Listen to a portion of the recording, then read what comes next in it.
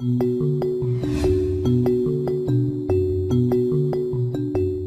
the extraordinary sacrifice of blood and treasure, the American people are weary of war without victory.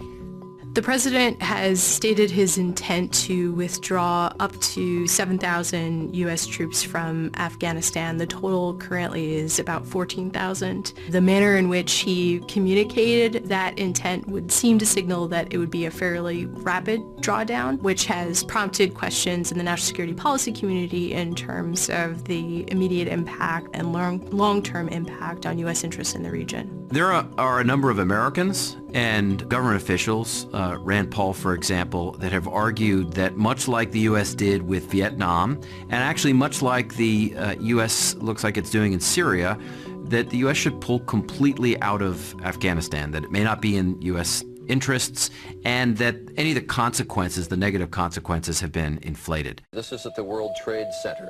Obviously a major fire there. The U.S. is primarily in Afghanistan because of the terrorism issue. The U.S. was struck on 9/11 from a group that had its headquarters in Afghanistan, Al-Qaeda. And since then, there still are a number of groups operating in Afghanistan and in the broader region, including Al-Qaeda and now the Islamic State. Unlike the Islamic State in 2014, 2015, or 2016, which controlled Mosul and Raqqa and Fallujah and Ramadi, the Taliban controls no major cities, zero.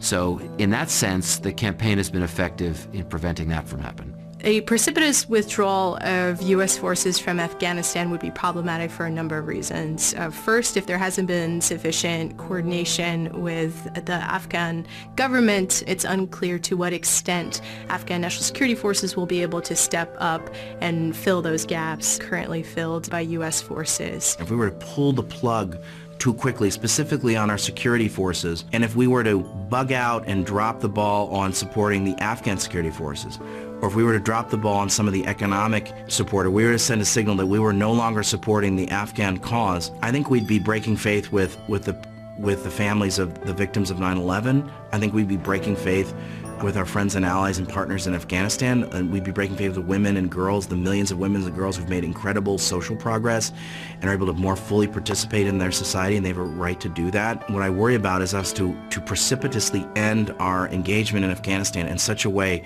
that we consigned those women and girls to a horrible fate, to some sort of medieval darkness. It's morally unacceptable. What one has to do in thinking through that scenario is to actually assess what happens if the U.S. were to pull out completely. There are a couple of things worth noting. One is, I think we'd see almost axiomatically a withdrawal of European forces that are only there because the U.S. is there. Second of all, we'd see almost certainly an increase in support to the Taliban from its main external allies, Pakistan, Iran, and the Russians. I think what we'd see is a probably pretty quick Taliban takeover of some cities in the country, provincial capitals, and ultimately Kabul itself might fall. That's the scenario that one has to think through. Is it acceptable at this point to have a Taliban victory? Is the U.S. okay with that kind of outcome? If not, then we've got to think about alternatives.